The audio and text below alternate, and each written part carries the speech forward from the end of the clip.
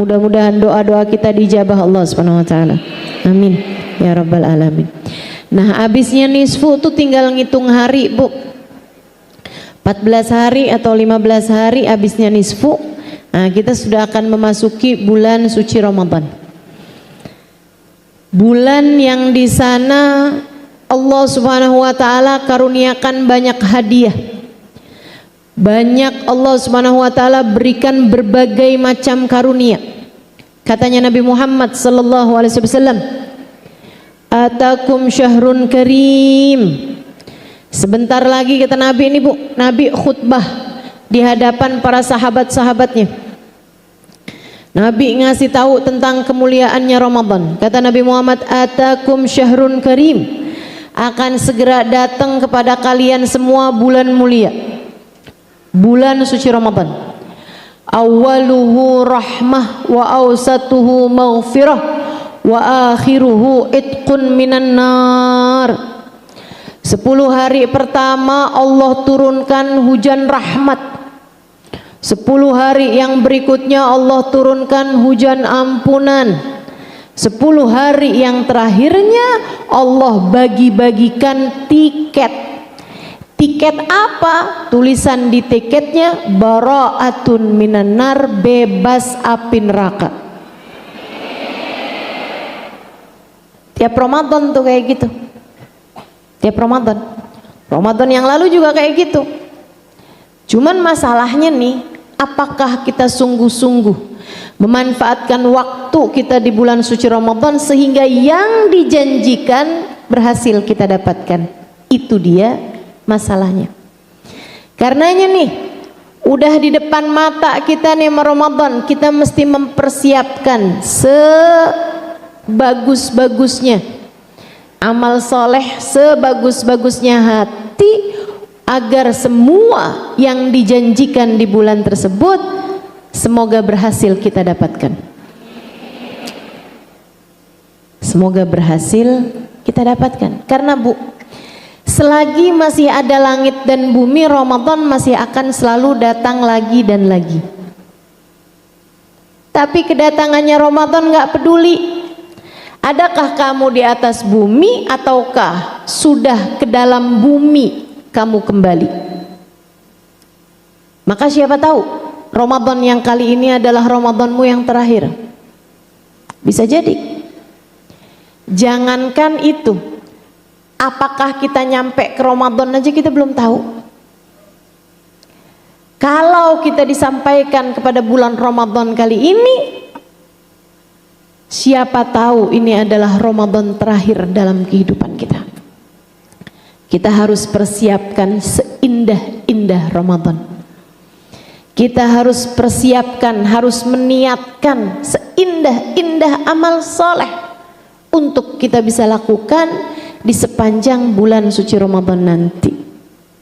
Dan semua yang dijanjikan itu, Bu, rahmat, ampunan, tiket bebas neraka, itu turunnya ke dalam hati kita. Ampunan, rahmat itu turunnya ke hati, Bu. Ini kayak di majelis-majelis seperti ini nih, turun hujan rahmatnya Allah. Tapi kan gak bisa kita rasakan secara zahir. Kamu gak bisa bilang, nih rahmat Allah lagi turun nih. Kenapa gitu? Kepala saya berat. Hah, bisa. Mendadak jadi lebih sejuk. Gak gitu. Tidak bisa dirasakan secara zahir kita. Akan tetapi semuanya itu jatuhnya ke dalam hati. Karenanya bulan suci Ramadan perlu persiapan. Kalau saya boleh bilang sih persiapannya 2 hal terutamanya sebelum masuk bulan suci Ramadan. 1, niat. 2-nya lagi hati. Niat yang lurus, hati yang bagus. Kita persiapkan kedua hal ini sebelum masuk bulan suci Ramadan. Ibu-ibu sekalian, apa aja memangnya yang turun di bulan suci Ramadan? Banyak banget, Bu. Bulan Ramadan itu pesta meriah langit. Ibu-ibu sekalian, dari awal hingga akhirnya, dan ada gongnya, ada yang paling istimewanya yang akan terjadi di 10 hari terakhir pada satu malam yang biasa disebut dengan malam Lailatul Qadar. Nabi Muhammad bercerita tentang apa yang turun di bulan suci Ramadan. Kata Nabi Muhammad, "Lau araftum ma fi Ramadan la tamannaitum an law syuhur kullaha Ramadan."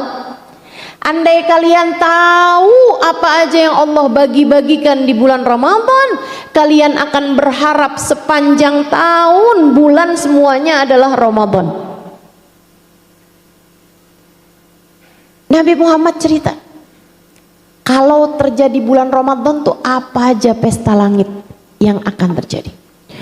Idza jaa syahrul Ramadan futihat abwabul jinan wa ghulliqat abwabun niran wa suffidatis syayatin.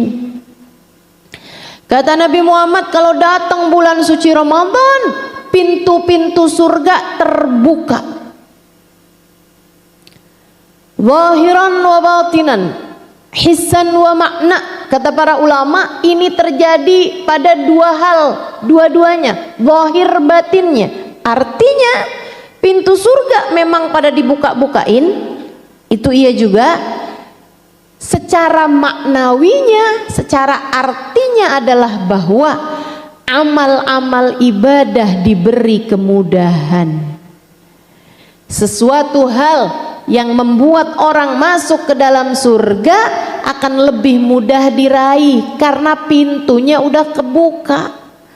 Kamu nggak pakai susah-susah lagi ngetuk-ngetuk, kamu nggak pakai susah lagi ngebuka-buka kunci, kamu nggak pakai susah-susah lagi buat ngebuka pintunya, sebab pintunya telah terbuka untukmu, untuk kita, hamba-hamba Allah Subhanahu wa taala, umat Nabi besar Muhammad sallallahu alaihi wa ala alihi wa sahbihi wasallam. Jadi teman-teman saudaraku sekalian, pintu surga dibuka-bukain. Kamu ngerjain amal soleh jadi lebih gampang, dan memang demikian kenyataannya. Coba diinget-ingetin. Ini kan pada nggak puasa kan? Kita belum masuk bulan Ramadan kan? Tapi Bu ya, walaupun kita nggak puasa, kita seger, kita makan, kita minum. Tapi kalau disuruh ibadah kayak berat banget, iya gak sih? Suruh baca Quran langsung ngantuk. Bahkan tawasulan aja ada tuh yang di pojokan tuh tiduran.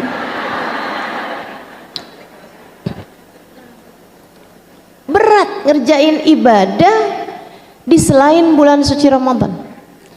Tapi begitu masuk bulan suci Ramadan memang jadi jauh lebih ringan.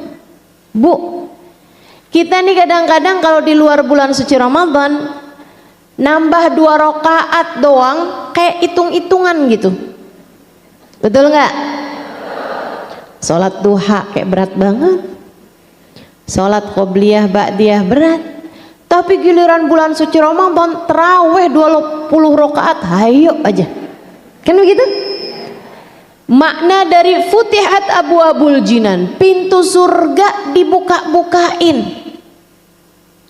Jadi lebih ringan mengerjakan ketaatan-ketaatan dibandingkan dengan bulan-bulan yang lainnya. Wa ghulliqat abwabun niran, pintu neraka ditutup-tutupin. Hissan wa makna. Kata para ulama, zahir batin. Emang asli pintu nerakanya ditutup-tutupin. Neraka yang ada di sana ya Bu ya, itu memang ditutup-tutupin pada bulan Ramadan. Dan secara maknanya keburukan-keburukan, kemaksiatan-kemaksiatan menjadi lebih mudah kita hindari bulan suci Ramadan. Bu, kalau bulan suci Ramadan mau ngerjain maksiat tuh berat. mau ngobrol-ngobrol ngomongin orang lemes. Belum lagi mulutnya bau apa Bu? Bau gajah, bau naga. Emang Ibu pernah nyium bau naga? Masya Allah. Ustazah, tapi itu kan wangi Ustazah katanya mulutnya kita. Iya sih, tapi di sisi Allah. Hati-hati nih. Ada hadisnya Bu mengenai aroma mulut orang yang berpuasa. La khaluf famis shaim atyabu indallah min rihil misik. Bau mulutnya orang yang puasa itu lebih wangi di sisi Allah daripada aroma misik, kasturi. Tapi sekali lagi di sisi Allah, bukan di sisi manusia, Ibu ya. Kalau di sisi manusia tetap bau naga. Oh, lagi puasa tuh dah jangan banyak ngomong dah. Apalagi pakai acara ngomongin orang. Biasanya kan ngomongnya nggak kenceng-kenceng. Dan kalau ngomongnya nggak kenceng-kenceng kan biasanya deket-deketan. Lo tahu gak? Ya Allah Bu, tuh semerbak. Tetangga kita tuh, waduh, si Ibu Nono, wah, tuh ya ngomongin orang, dosanya double, bukan hanya 2 kali lipat, tapi berlipat ganda, antara 70 bahkan sampai 1000 kali lipat. Hati-hati, hati-hati, karena waktu tuh kalau berlipat ganda amal ibadah kita di dalamnya, maka kalau kita ngerjain dosa juga berlipat ganda. Kata Nabi Muhammad, neraka ditutup-tutupin tuh hari sepanjang bulan. Artinya adalah bahwa amal-amal yang bisa membawa orang, perbuatan-perbuatan yang bisa membawa orang ke dalam neraka jadi lebih sulit untuk dilaksanakan.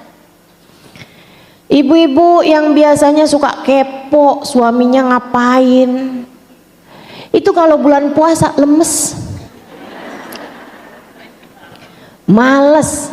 Biasanya kalau suaminya ngangkat telepon, telinganya mendadak jadi panjang, dengerin suaminya teleponan sama siapa. Tapi giliran lagi bulan puasa ya Bu ya, bodo amat dah, lemes.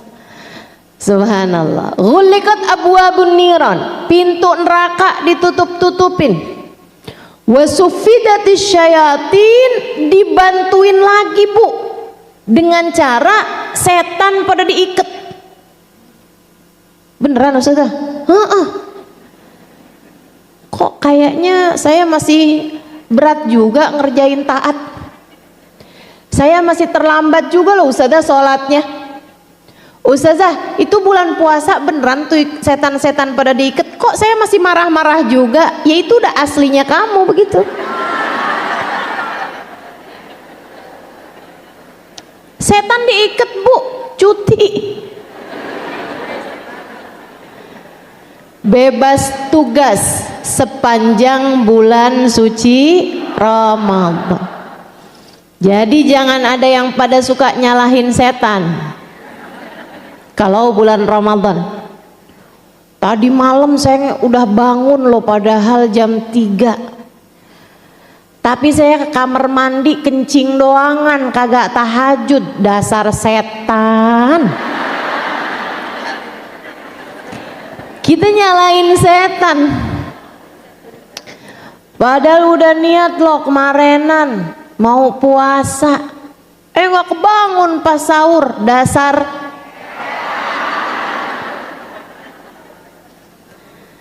kita suka nyalain setan, padahal saya udah niat loh mau sedekah, tapi akhirnya duit yang dipakai, yang rencananya dipakai sedekah malah kebeli kerudungan. Dasar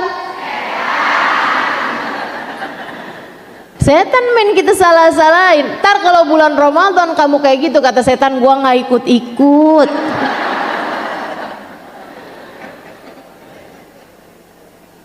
Nggak ikut-ikut. Setan Bu melatih kita nih kayaknya 11 bulan kita dilatih sama setan. Makanya pas waktu setannya bebas tugas 1 bulan, tanpa setan pun kita udah jadi ahli. Ahli bikin dosa, ngomongin orang bohong bisa banget, ngata-ngatain orang jago. Ya Allah, mudah-mudahan Allah selamatkan kita semuanya insyaallah, amin. Itu bulan Ramadan dibantuin ngalahin setan. Dan lagi pula ibu-ibu sekalian, bulan suci Ramadan sebulan penuh kita disuruh puasa. Ibu, orang puasa tuh lemes, lapar. Dan laparmu di bulan puasa itu benar-benar merupakan sarana pembersihan hati dari hawa nafsu. Nih saya ceritain. Nafsu itu Bu diciptakan Allah Subhanahu wa taala dulu. Sebelum Allah menciptakan Nabi Adam alaihissalam. Allah ciptakan dulu nih hawa nafsu buat nantinya ditunggangin kepada manusia. Allah ciptakan. Habis itu Allah panggil.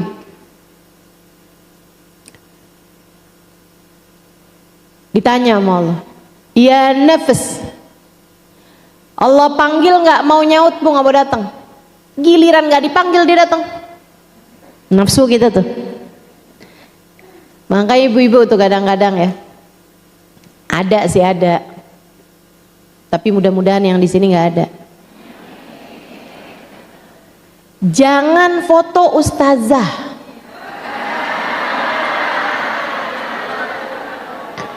Pelan foto. Dilarang malah dikerjain. Sini nggak ada.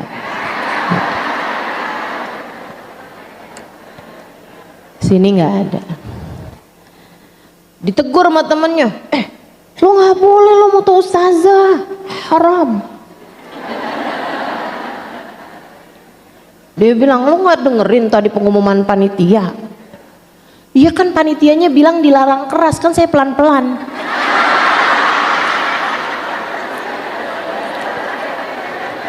Nggak boleh ya Bu ya. Kadang-kadang kan kita suka kayak gitu tuh bawaan. Apalagi sama suami, anak-anak sama orang tua. Ya Allah itu ya. Emang terutama sama suami dah. Kayaknya tuh kalau nggak disuruh mah gampang aja kita kerjain, tapi begitu disuruh kayak jadi berat kita kerjainnya. Betul begitu? Hawa nafsu tuh Bu, tuh nafsu tuh kayak gitu tuh. Nafsu. Kita kadang-kadang kalau nggak ada suami nih, galon kita angkat.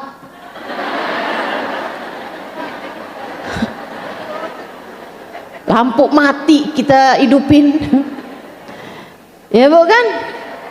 Tapi giliran ada suami, mendadak tak berdaya. Masya Allah. Nafsu kita tuh kayak gitu tuh, nafsu. Kalau disuruh berat, kalau nggak disuruh malah ngerjain. Ama Allah ditanya, ya nafas man ana wa man anta. Nafsu, kamu siapa, aku siapa? Kata Allah, aku siapa, kamu siapa? Nafsunya jawab, ana wa anta. Gua. Aku, kamu. Oh, kurang ajar Bu sama Allah. Allah bilang, malaikat didik dia, taruh dia dalam lautan lapar.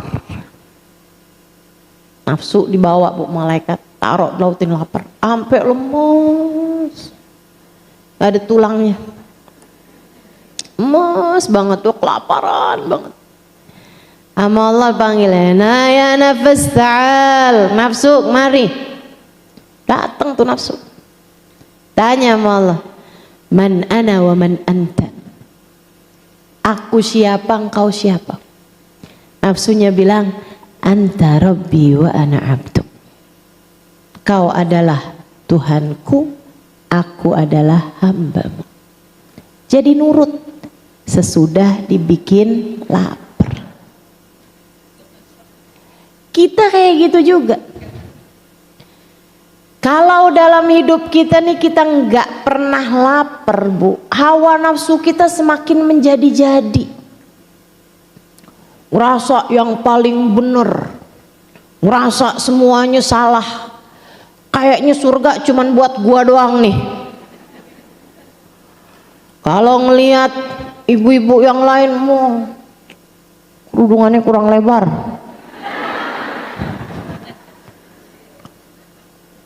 tadi malam nggak pada bangun tahajud loh, baca Qurannya nggak khusyuk. Sekalinya ngelihat orang ibadah, ria aja tuh, ria. Begitu ngelihat ahli maksiat, ih neraka kangen tuh sama dia. Kok jadi semua orang kagak ada yang bener sama kamu ya? Saudariku sekalian saya muliakan, ngelihat orang yang berilmu, wah cuman bisa ngomong doang dia mah, ngamalinnya mah belum tentu no ustazah no. Ngelihat orang yang nggak berilmu, ih neraka tuh paling banyak amal golongan dia itu nggak pada berilmu. Astagfirullah, astagfirullah. Nafsu kalau dibiar-biarin kayak begitu, merasa diri lebih baik, merasa diri lebih baik. Kita nih kalau dibiar-biarin nafsu kita, waduh, di atas langit, ngerasanya udah kayak bagian dari malaikatnya Allah. Masya Allah, Masya Allah. Perlu dididik. Gimana cara ngedidiknya? Pakai lapar. Imam Ghazali ngasih tahu cara didik hawa nafsu tuh dua, kata Imam Ghazali. Buat dia jadi lapar, sama yang keduanya kasih beban berat. Kasih beban berat. Karena hawa nafsu kita ini musuh bebuyutan kita ini nih, Bu nih. Wan nafsu akhbath min sab'ina syaitana. Kata Nabi Muhammad, nafsu kita ini lebih jahat, lebih bawa kepada keburukan dibandingkan 70 setan. Makanya kadang setannya diikat, tapi kita masih tetap jago juga ngerjain maksiat. Karena hawa nafsu kita udah terbiasa. Karena hawa nafsu kita tidak terpelihara, hawa nafsu kita tidak terdidik. Hawa nafsu kita membuat hati kita berpenyakit. Sombong, iri, dengki. Gak seneng lihat orang lain seneng, seneng kalau lihat orang lain gak seneng. Ibu-ibu saudariku sekalian saya muliakan, kalau dirinya sendiri yang lagi kena sakit, dia bilang wah ini mau naikin derajat nih. Giliran ada orang lain yang lagi sakit tuh bala, kualat tuh, dia nggak bener sama orang lain, sama lakinya nggak hormat tuh, kualat dia sakit. Kenapa jadi punya standar ganda? Kenapa nggak kalau kamu yang sakit, wah ini kualat dosa-dosa saya nih. Kalau orang lain lagi sakit, kamu balik malahan, dia lagi mau dinaikkan derajatnya. Gitu seharusnya. Iya Bu.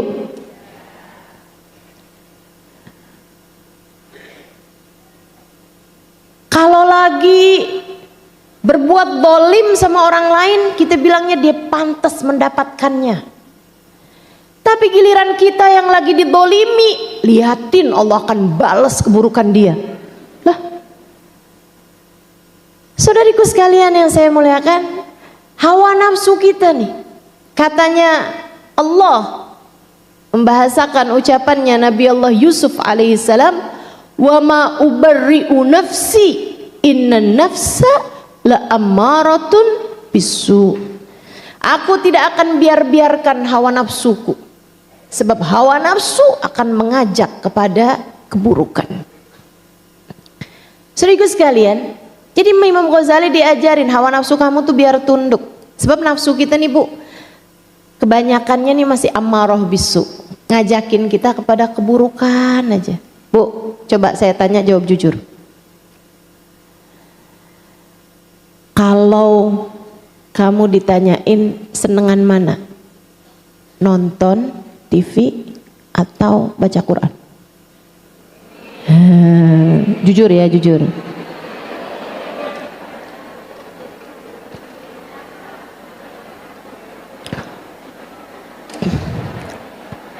Senengan mana bangun tahajud sama tidur? Senengan mana ngobrol sama temen sama baca sholawat? Ammaratun bisu. Nafsu kita nih selalu mengajak kepada keburukan-keburukan. Kita harus didik nih hawa nafsu nih. Emang bisa ustazah orang hawa nafsunya terdidik jadi nggak suka lagi sama keburukan? Iya. Dari nafsu ammarah bisu, kalau kita didik dengan dua hal tadi itu, lapar sama kasih kerjaan yang berat. Apa itu kerjaan yang berat? Di bulan Ramadan kita nih dikasih sama Allah kerjaan buat tarawih 20 rakaat, berat. Saudara sekalian, makanya banyak kan ibu-ibu nyari yang paling cepat. Kadang-kadang malah nyari yang rakaatnya sedikit. Situ 23, situ 11 saja Di situ 11 suratnya panjang-panjang, di situ 11 suratnya pendek-pendek, yang pendek aja. Ini kayaknya kalau ada terawih yang isinya cuma 5 rakaat, kayaknya banyak nih yang milih. Ya Allah, ya Allah, berat hawa nafsu kita. Makanya sama Allah dikasih nih beban-beban berat biar kita bisa didik hawa nafsu kita. Dikasih bulan Ramadan pekerjaan lain. A'udzubillahi minasyaitonirrajim. Syahrul Ramadan alladzi unzila fihil Qur'an hudal linnasi wa bayyinatin minal huda wal furqan. Bulan Ramadan, bulan yang di sana diturunkan Al-Qur'an, petunjuk bagi jalan yang lurus. Kita di bulan Ramadan dianjurkan, disarankan, disunahkan untuk memperbanyak membaca Al-Quran. Berat apa enggak tuh kamu, nafsu kamu ketika menjalaninya? Berat. Makanya banyak diantara kita tuh kalau membaca Al-Quran, dari yang rencananya 1 juz, kayak panjang banget ya 1 juz, setengah aja dah, setengah. Habis itu baca pelan-pelan, panjang bet, 2 lembar aja dah. Habis itu begitu nyampe titik di bawah tuh, Shadaqallahul adzim. Siapa yang kelakuannya begitu? Masya Allah. Inna nafsa la ammaratun bisu. Nafsu kita masih selalu mengajak kepada keburukan. Kalau kita didik, lama-lama naik nafsunya menjadi nafsu lawamah. Apa nafsu lawamah? Kalau kita ngerjain taat dia berat, tapi kalau kita ninggalin taat dia nyesel. Banyak nih yang udah nyampe ke situ juga. Berat sih ngerjain tahajud, tapi kalau nggak tahajud nyesel, betul? Aduh, kenapa tuh tadi malam tuh nggak bangun, ya ampun, padahal alarmnya udah bunyi, padahal saya udah bangun, padahal saya udah terjaga, kenapa saya nggak kamar mandi? Aduh, nyesel banget dah, nyesel. Nafsunya berarti sudah naik menjadi nafsu lawamah.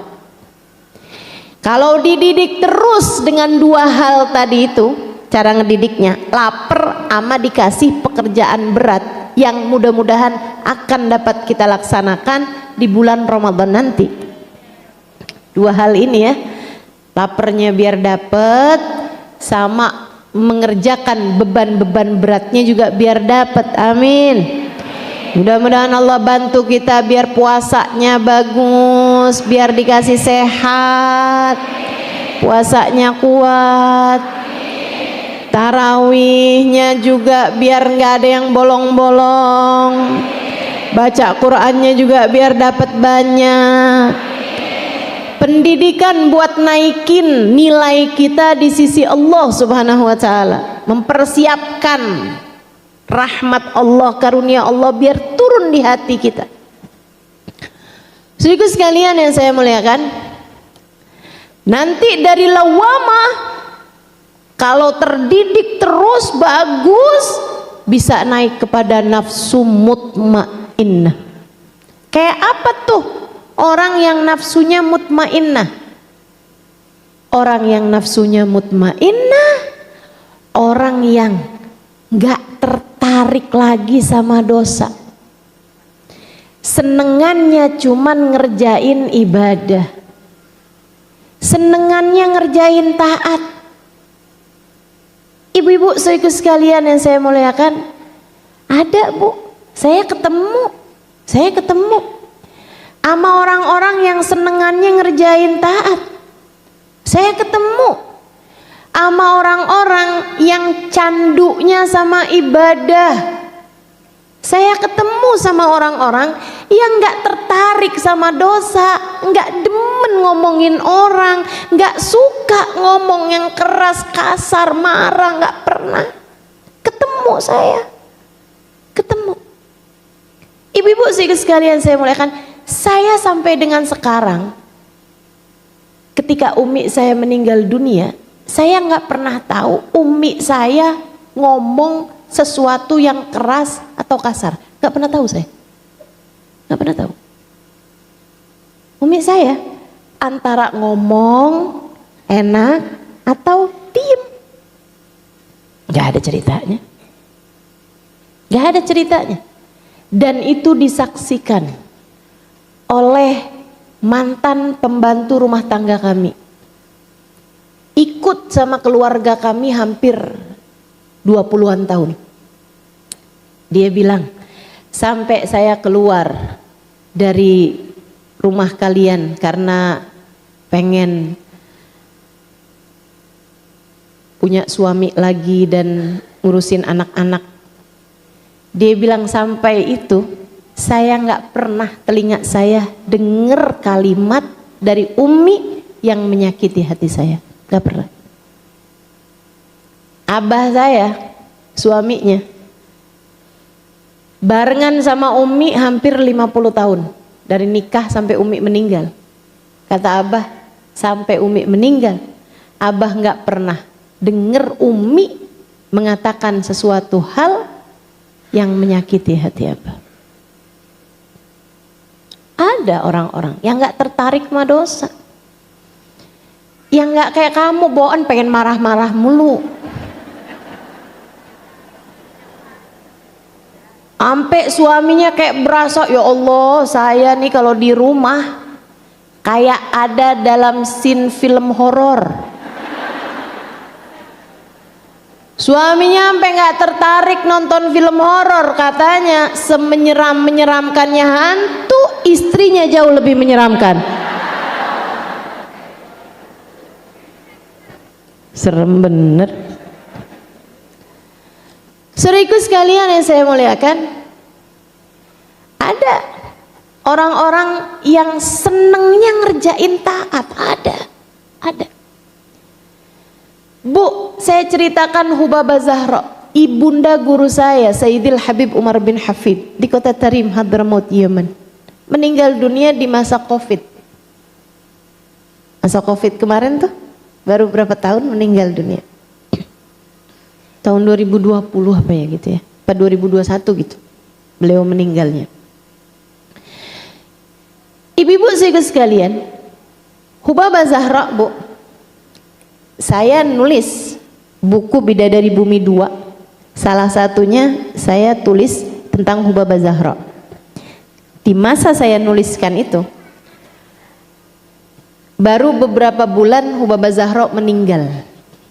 Jadi saya nggak punya banyak referensi tentang Hubabah Zahra. Saya kirim pesan kepada cucu beliau, putrinya guru saya, untuk minta ditulisin biografi atau cerita-cerita gitu dari keluarganya. Dikirimkanlah saya dalam bahasa Arab tentu saja ya Bu ya. Yang saya baca dan kemudian saya tuliskan di buku Bidadari Bumi. Ini yang pengen saya ceritain. Ibu sekalian, anaknya cerita, Hubabah Zahra, ibu saya, nggak pernah ninggal tahajud dari sebelum balik. Keren nggak nih? Dari sebelum nikah, Bu, dari sebelum balik bahkan udah nggak pernah ninggal tahajud. Seumur hidupnya nggak pernah ninggal. Dia bilang satu malam beliau ketinggalan. Malamnya emang lagi capek banget, beliau lagi kurang sehat juga, tidurnya udah kelarutan, udah kemalaman. Kayak kemalaman bener ya, tapi kalau kayak kelarutan kayak penyegar.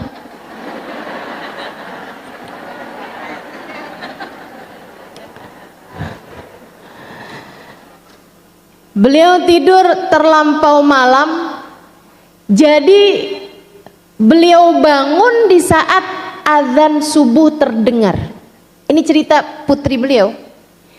Dia bilang, Umi bangun dalam keadaan gemetaran, sampai kayak nggak bisa berdiri gitu. Dia bilang azan al-fajr, azan al-fajr, itu azan subuh itu, azan subuh tuh, itu azan subuh. Beliau kemudian nangis nggak bisa berhenti nangisnya, sampai mau berdiri tuh kakinya gemeteran, terus dia bilang itu adzan subuh. Ya Allah, Zahra magamat lailatha, ya Allah, Zahra nggak bangun nih malam, ya Allah, Zahra nggak bangun nih malam, ya Allah maafin Zahra, ya Allah, Zahra nggak bangun nih malam, ya Allah, Zahra nggak bangun nih malam. Beliau nangis, beliau kemudian pergi wudu, sholat taubat. Anaknya cerita, hari itu jadi hari ibu saya nangisnya paling banyak, lebih daripada ketika ayahanda diculik. Suaminya Hubabah Zahra, ayahnya Habibana Umar bin Hafid, itu Bu, meninggal dunianya nggak ketahuan kapan waktunya, karena memang diculik sama Syuyu'i ya, kaum komunis zaman itu, yang kemudian akhirnya hilang gitu aja.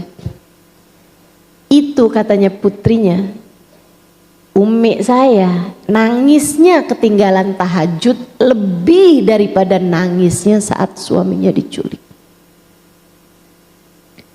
Kita kadang-kadang gimana? Coba kamu. Ada, memang ada. Hamba-hamba tercinta di sisi Allah tuh ada, Bu. Yang hawa nafsunya, senengannya mataat, memang ada. Ibu-ibu sekalian, guru saya Hubabah Nur, guru saya. Kalau beliau lagi datang ke Indonesia, saya banyak mendampingi. Beberapa lah ya. Beberapa perjalanan beliau saya yang dampingin. Itu Bu. Termasuk yang kemarin beberapa bulan yang lalu, bulan Oktober. Beliau datang lagi. Kami biasa di jalan itu, beliau nggak berhenti bebacaan, nggak berhenti zikir, nggak berhenti bacaan beliau, kayak nggak mau aja lewat waktunya tanpa berzikir gitu. Kami baca ratib. Dulu tuh kalau baca ratib, baca la ilaha illallahnya 40 kali. Lama-lama naik tuh jadi 50 kali. Lama-lama kapan waktu itu saya lagi jalan sama beliau baca ratib. Nagra ratib Hanimah. Marhaba Allah. Kita baca nih ratib. Pas la ilaha illallah, la ilaha illallah, la ilaha illallah, la ilaha illallah, la ilaha illallah. 50 kali saya berhenti dong. Ubabahnya masih la ilaha illallah, la ilaha illallah, la ilaha illallah. Kok enggak berhenti-berhenti nih? Ubabahnya kayak ngeliatin saya kayak mau berhenti enggak jadi gitu. Gua bilang Mia Halimah, Mia 100 nih Halimah, baca la ilaha illallahnya 100. Udah jadi 100. Dari asalnya 40, 50 naik jadi 100. Ya udah saya baca tuh 100. Kemarin Bu, pas baca afdhalu dzikri fa'lam annahu la ilaha illallah, la ilaha illallah, la ilaha illallah, la ilaha. Saya siap-siap dong 100.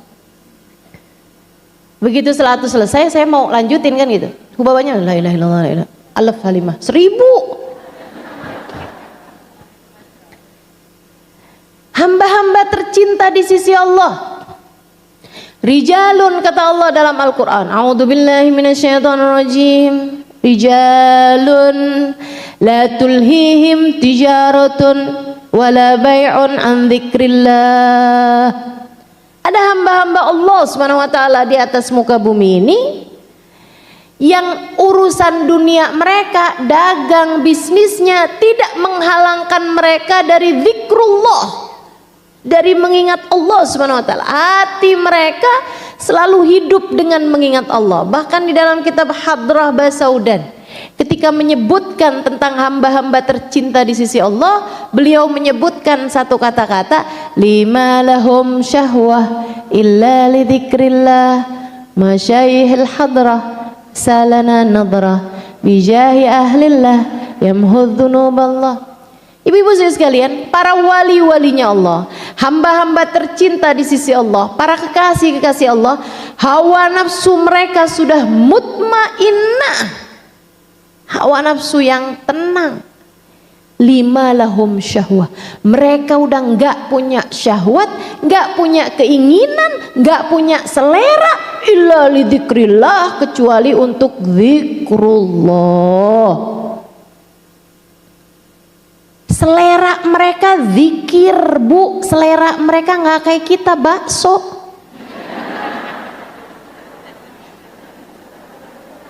Selera kita rujak, sotomi, ya kan?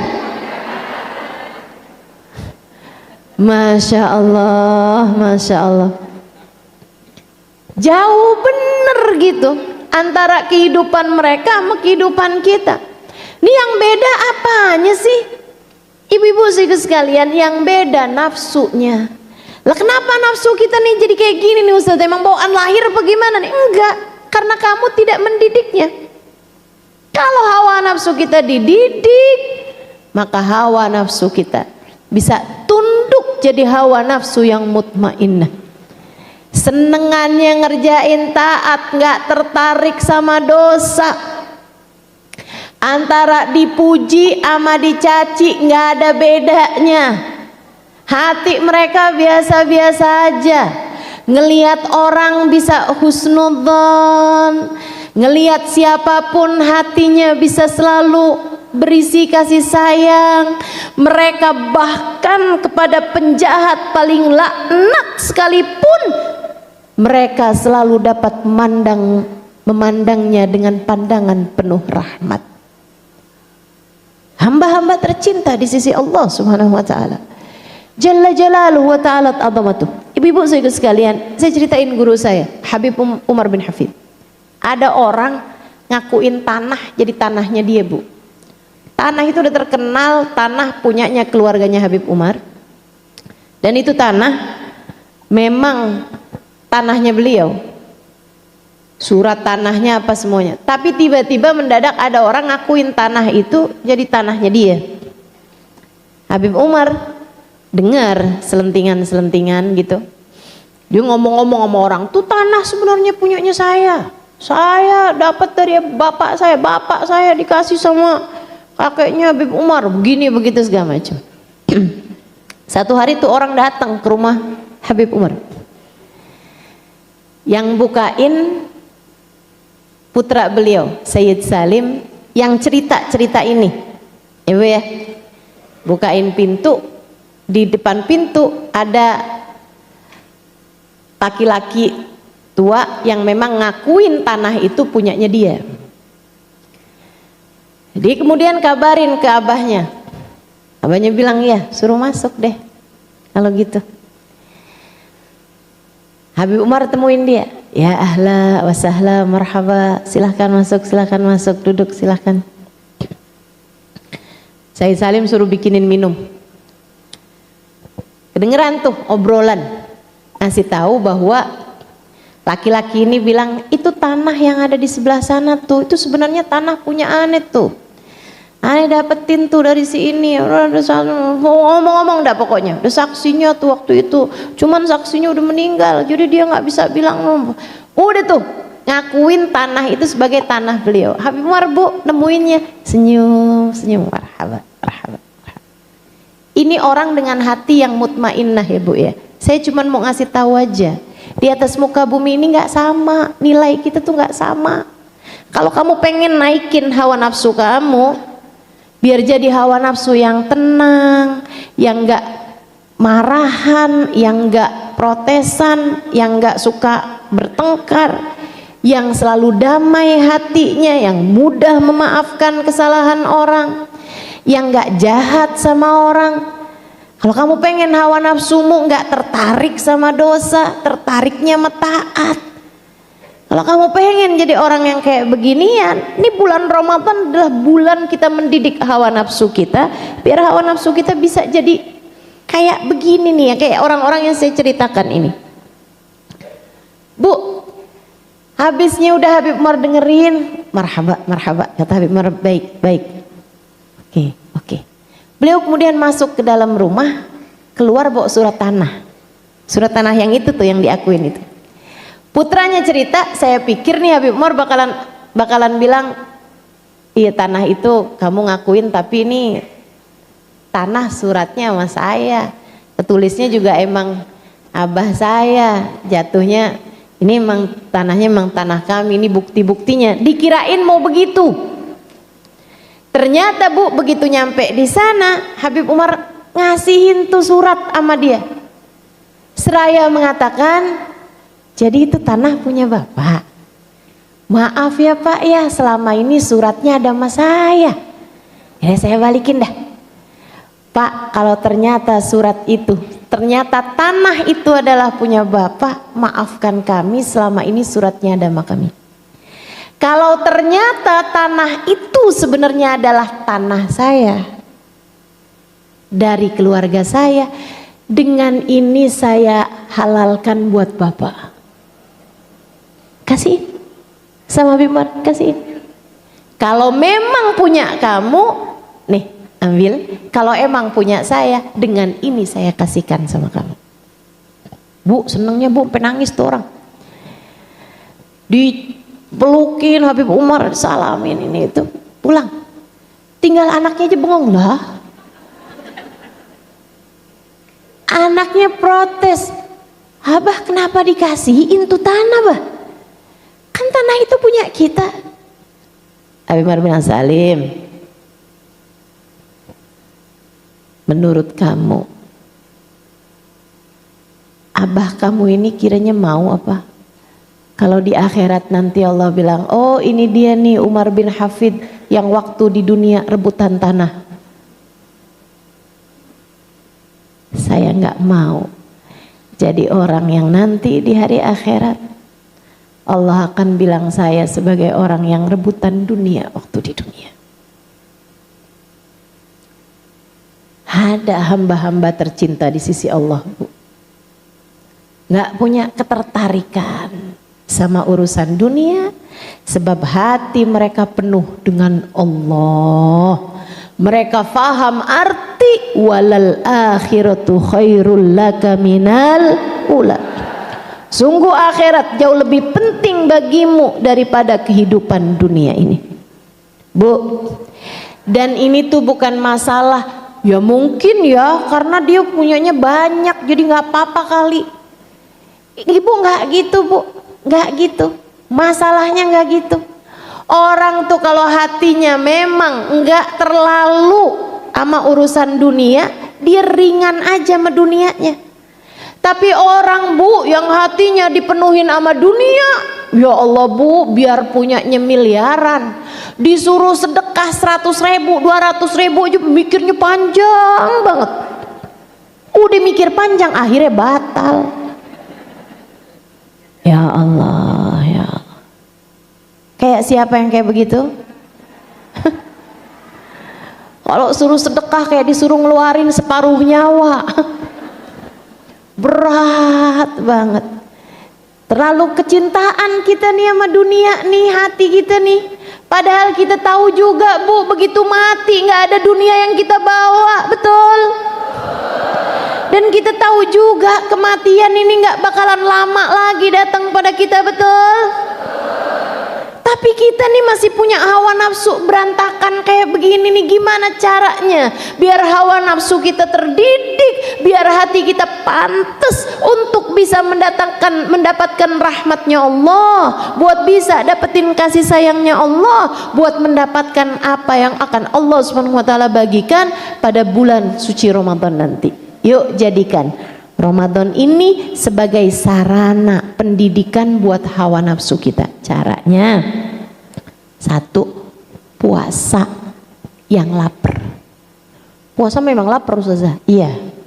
Tapi kadang-kadang kita suka ngebatalin laparnya kita di bulan suci Ramadan di waktu siang dengan makan terlampau banyak di waktu malam. Ini yang saya pengen sampaikan kepadamu, Bu.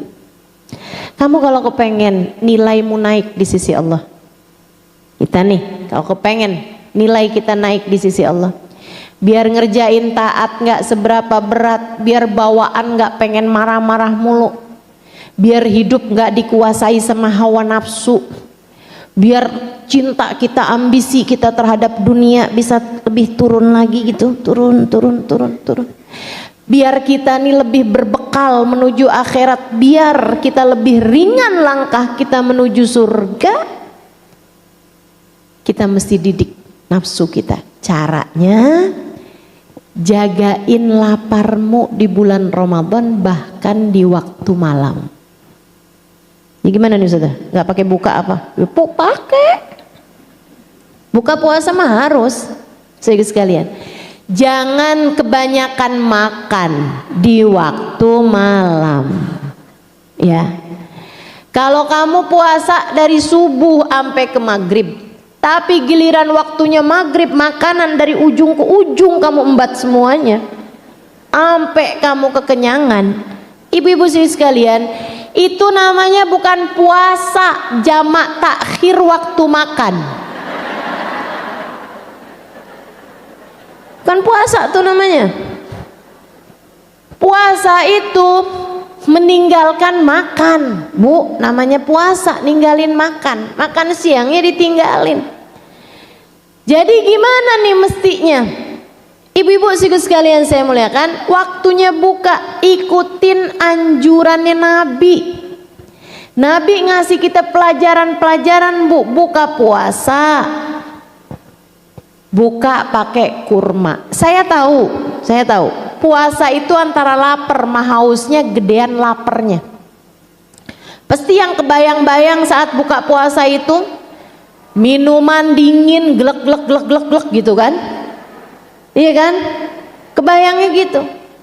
Tapi kita kalau memang mau mendidik hawa nafsu, begitu datang waktunya buka puasa mulai dengan kurma. Jadi begitu datang adzan, Allahu Akbar, Allahu Akbar. Si Saat tuh pas lagi maghrib, Saat siapa? Itu yang tukang adzan maghrib. Saya suka baca di TV, Saat adzan maghrib. Saat lagi adzan. Ibu-ibu saudaraku sekalian, begitu dengar adzan maghrib tuh Bu, ibu Bismillahirrahmanirrahim makan kurma. Kan makan kurma nggak bisa langsung telan Bu ya, kamu kunyah dulu, kamu keluarkan bijinya. Dapat satu, pengen minum nih Ustazah, jangan dulu, ambil lagi kurma satu lagi, kunyah yang benar, telan. Udah haus Ustazah, enggak boleh, satu lagi. Tiga kurmanya Nabi gitu. Saya tahu kamu lapar, saya tahu kamu haus, tapi mengikuti sunnahnya Nabi jauh lebih penting daripada sekedar mengikuti hawa nafsumu untuk menghilangkan lapar dan haus. Habis 3 buah kurma kamu makan, baru kamu minum air mineral, ya Bu, air minum kamu minum. Habis itu kamu baru baca doanya. Jangan keliru-keliru. Baca doanya. Bismillahirrahmanirrahim. Allahumma laka sumtu wa bika amantu wa ala rizkika aftartu birahmatika ya arhamar rahim. Ya Allah, karenamu aku telah menyelesaikan puasa, kepadamu aku beriman, dan dengan rizkimu aku telah berbuka. Kalau baru dipegang doang tuh kurma, kamu belum buka. Jadi baca doanya harus sesudah makan, sesudah minum. Birahmatika ya arhamar rahimin, ya Allah aku berharap rahmatmu, wahai Zat yang penuh kasih sayang. Habis itu membaca doa, dhahabat dhama wabtallatil uruq wa thabatal ajru insyaallah ta'ala. Telah hilang rasa haus, telah basah kerongkongan, semoga pahalanya telah ditetapkan Allah Ta'ala. Habis itu kamu baca doa lagi, Allahumma ya adim. Ustazah doa mulu, kapan makannya? Ya, dikit lagi. Allahumma ya adim, ya adim, ya adim, ighfirid dzambal azim fa innahu la yaghfirud dzambal azim illal azim. Ya Allah, Engkau yang maha besar, Engkau yang maha besar. Ya Allah, ampunilah dosa-dosa saya yang besar. Ya Allah, tidak ada yang dapat mengampuni dosa yang besar selain Engkau ya Allah, Zat yang maha besar. Gitu baca doa ya. Habis itu kalau kamu masih punya hajat-hajat, ini kalau ngeliat mukanya hajatnya banyak nih, kamu doa dulu Bu, itu saat doamu mustajab. Kata Nabi Muhammad, lisaim dakwah mustajab inda iftarih. Orang yang berpuasa punya waktu doa mustajab, yaitu di saat dia berbuka.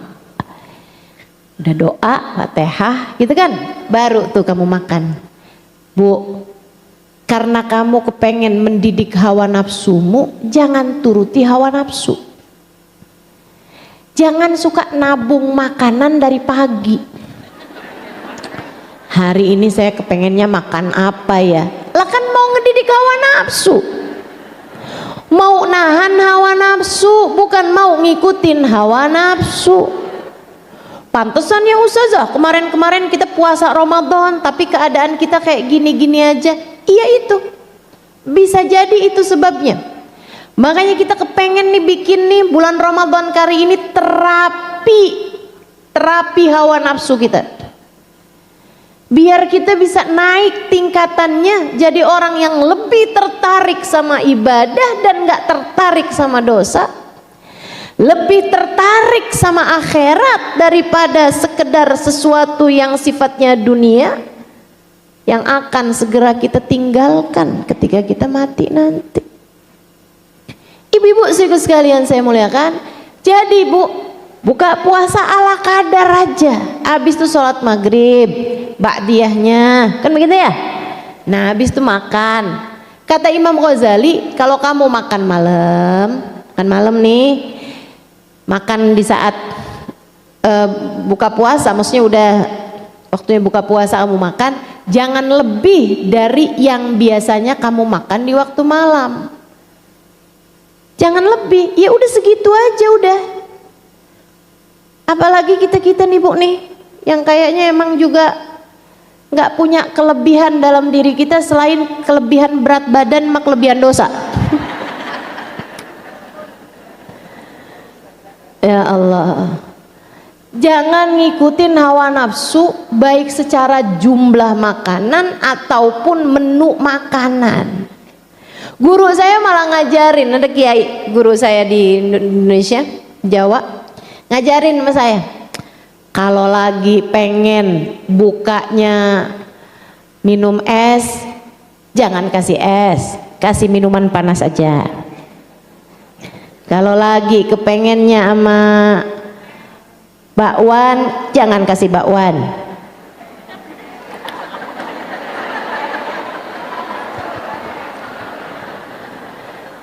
kasih buah aja. Beliau bilang karena puasa intinya adalah menahan hawa nafsu. Akan jadi semakin bermakna puasamu ketika di saat berbuka kamu tidak memberi padanya apa yang dia mau. Sebab kalau sepanjang puasa kita kasih kepada hawa nafsu kita semua yang dia mau, akhirnya Bu, bulan puasa dia malah semakin merajalela, dia malah semakin kuat. Sebelum puasa gampang banget marah, habis selesai puasa tambah galak bener. Hawa nafsunya diikutin mulu, akhirnya jadi semena-mena. Yang asalnya tertariknya cuman sama dunia, akhirnya sama dosa segala dia tertarik. Innalillahi wa inna ilaihi raji'un. Ala kadar aja Bu. Terus jangan juga tuh kayak sebagian ibu-ibu tuh menu makannya banyak banget. Sebelum taraweh ada lagi, nanti pulang taraweh ada lagi, saat sahur pun bolak-balik makannya. Makan sambil nyiapin sahur, habis itu makan sahur. Wah, itu kalau kamu makannya banyak waktu sahur, jangan niat puasa, niat jamak takdim. Jamak takdim waktu makan. Yuk kita perbaiki nih cara kita bermuamalah dengan hawa nafsunya perut kita ini. Ingat ya Bu, ibu-ibu saudaraku sekalian, kita tuh Bu kalau lapar itu cuman ama makanan deket aja sebenarnya Bu, deket aja. Lapar tuh adanya di perut kamu, bukan di restoran. Lapar itu adanya di perutmu Bu, itu deket aja jaraknya. Ibu ngapain jauh-jauh? Bukber malam pertama, bukber malam kedua, malam ketiga, malam keempat. Ya Allah, puasa jadi ngikutin hawa nafsu seada-adanya. Jangan dah. Bismillah, mudah-mudahan Allah bantu kita mendidik hawa nafsu kita, amin. Puasa jagain. Ibu-ibu sekalian, yang kedua, terawih jangan ditinggal. Ini beban beratnya nih, jangan tinggal. Jangan cari terawih yang paling cepat, cari terawih yang hatimu paling khusyuk, perasaanmu paling enak, paling nyaman. Tuh kamu ambil. Ustazah, terawih boleh nggak sih kerjain sendirian? Boleh, boleh. Di rumah aja gitu Ustazah, sama ibu atau sama saudara, boleh, boleh. Sama anak saya Ustazah, terawihan berduaan, boleh, boleh. Apalagi modelannya ibu-ibu nih, kalau terawih kayaknya suratnya kagak ganti-ganti dah. Yang penting khusyuk Bu ya.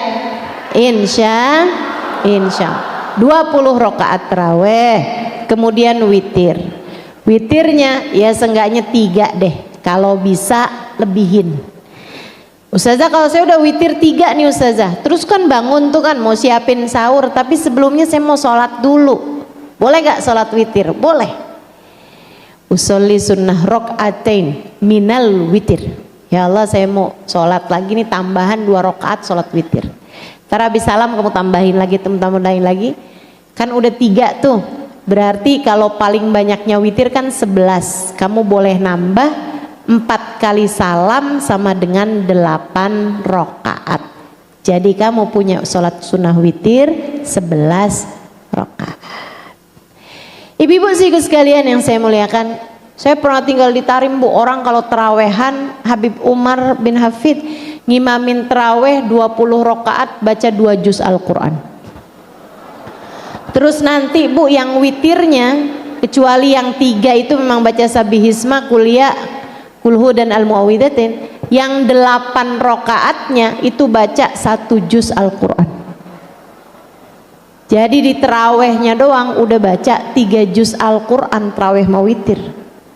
Ayo nih, ayo bismillah, mudah-mudahan teraweh tahun ini nggak ada yang bolong-bolong, karena sesudah saya pelajari kebanyakan karunia Allah SWT di bulan Ramadan turun untuk orang yang puasanya bagus, amat terawehnya nggak ditinggal. Jadi kalau ibu pengen dapat semua yang dijanjikan termasuk Lailatul Qadar, jangan tinggal tarawih sepanjang bulan Ramadan. Selain daripada itu jangan tinggal sholat berjamaah Bu. Di bulan biasa aja sholat berjamaah 27 kali lipat, kalau bulan Ramadan Bu bisa dilipat gandakan bahkan sampai 1000 kali lipat pahalanya. Jangan tinggal sholat berjamaah di bulan suci Ramadan, terutama jamaah isya sama jamaah subuh. Kata Nabi Muhammad, man shallal isya fi jamaah fakannama qama nisfal lail wa man shallas subuh fi jamaah fakannama qama lail kullah. Siapa yang sholat isyanya berjamaah kayak berdiri setengah malam buat tahajud. Siapa yang sholat subuh berjamaah kayak sepanjang malam nggak tidur dia beribadah sholat kepada Allah Subhanahu wa taala. Gitu. Jadi jangan tinggal jamaah isya sama jamaah subuh. Jangan tinggal sahur, karena sahur berkah. Makan sahur tuh makanan yang gak dihisab sama Allah. Jadi ibu-ibu jangan tinggal sahurnya. Walaupun ibu-ibu saya kuat puasa nggak pakai sahur, saya nggak mau pakai sahur, tetap berusaha buat sahur. Nggak harus makan berat Bu, ibu bisa makan 3 biji kurma, tapi jangan bijinya doang. 3 buah kurma, atau makan, minum air madu, minum susu, begitu kan ibu ya? Nah tuh, biar kita kuat mengerjakan puasanya, dan juga biar kita puasanya jadi beda sama puasanya orang Yahudi, karena kabarnya orang Yahudi juga punya puasa, dan mereka kalau puasa nggak pakai sahur, biar beda puasa kita sama mereka. Ibu-ibu sekalian, selain daripada itu banyakin baca Al-Quran, usahakan hatam Quran di sepanjang bulan suci Ramadan. Ustazah tahun kemarin saya hatam Ustazah, tahun ini 2 kali dah kalau gitu. Tahun kemarin 2 kali Ustazah, tahun ini 3 kali kalau gitu. Tahun kemarin udah 3 kali, kalau gitu 4 kali tahun ini. Bismillah, naikin nilaimu, insya Allah. Jangan sampai kayak katanya ada tuh, Ustazah saya tiap hari 3 juz Al-Quran, kagak apukat. Ya Allah, mudah-mudahan Allah bimbing kita untuk bisa memperbanyak ibadahnya insya Allah, amin. Yang berikutnya Bu, bulan suci Ramadan, ibu banyakin sedekah, lipat ganda sedekahnya sampai 1000 kali lipat. Banyakin sedekah, terutama sedekah yang paling afdal memberi bukaan puasa, ya, ngasih bukaan puasa tentu saja kepada yang berpuasa, kasih makanan yang enak buat jadi menu buka puasa hamba-hamba Allah Subhanahu wa taala. Kata Nabi Muhammad, man fattar sa'iman falahu mithlu ajri, la yanqus min dzalika syai'a. Siapa yang memberi bukaan puasa bagi yang sedang berpuasa, maka dia dapat pahala yang sama dengan orang yang berpuasa tersebut tanpa berkurang sedikit pun juga. Kamu bisa puasa sehari kan satu, ya kan? Tapi kalau kamu ngasih bukaan puasa 10 orang, di catatan amal ibadahmu kamu dapat pahala puasa untuk 1 orang amat tambah 10 orang. Masya Allah, banyak bener pahala puasa kita. Ustazah kalau gitu sayanya nggak usah puasa, saya ngasih bukaan puasa aja. Kata Nabi Muhammad sallallahu alaihi wasallam, siapa mantaraka sauman min syahri Ramadan fala yakfihi saumud dahr. Siapa yang batalin puasa, enggak puasa di hari yang semestinya berpuasa di bulan Ramadan, tidak cukup baginya andai diqadha sepanjang tahun. Hati-hati, panjang tahun tuh kamu kodoin 1 harinya puasa, nggak cukup kata Allah, nggak bisa nambelin dosanya. Nah, makanya kita puasanya kita benerin ya Bu ya, ibadahnya semua kita jalanin, memberi sedekah bukaan puasa dan seterusnya juga, sama berbuat kebaikan kepada keluarga kita semuanya. Insyaallah apa yang bisa kita kerjakan kita kerjakan. Sama satu lagi ibu saudariku sekalian, jagain lisannya ya Bu, sepanjang bulan puasa jagain lisannya. Sebab kata Nabi tuh kalau kamu puasa tapi kamu bohong, batal pahala puasanya. Kata Nabi Muhammad kalau kamu puasa terus kamu ngomongin orang, batal pahala puasanya. Kalau kamu puasa terus kamu ngadu domba, batal pahala puasanya. Nah itu jangan sampai terjadi sama puasa kita. Kita jagain juga mulut kita juga biar kita puasain. Nah, sepanjang bulan suci Ramadan. Berarti kalau sekarang boleh Ustazah ya, sekarang latihan juga. Kita jagain lisan-lisan kita biar kita menjadi terbiasa. Insya Allah. Ama selain dari jagain lisan nih Bu, yang nggak kurang bahayanya jagain jempol, jagain jempol, ya Bu ya. Jangan sampai ngasih komentar-komentar yang akhirnya ngomongin orang, yang akhirnya jelek-jelekin orang. Hati-hati. Jangan kamu pikir kalau kamu pakai fake account nggak ada hisabnya. Walaupun orang nggak tahu kamu siapa, tapi Allah tahu, malaikat raqib atid tahu. Maka hati-hati, jagain. Apa yang nggak boleh kamu omongin, nggak boleh juga kamu tuliskan. Gitu ya. Mudah-mudahan Allah jaga puasa kita, biar kita masuk bulan suci Ramadan dengan cara yang terbaik. Insya Allah jadikan hawa nafsu kita hawa nafsu yang terdidik. Amin ya rabbal alamin.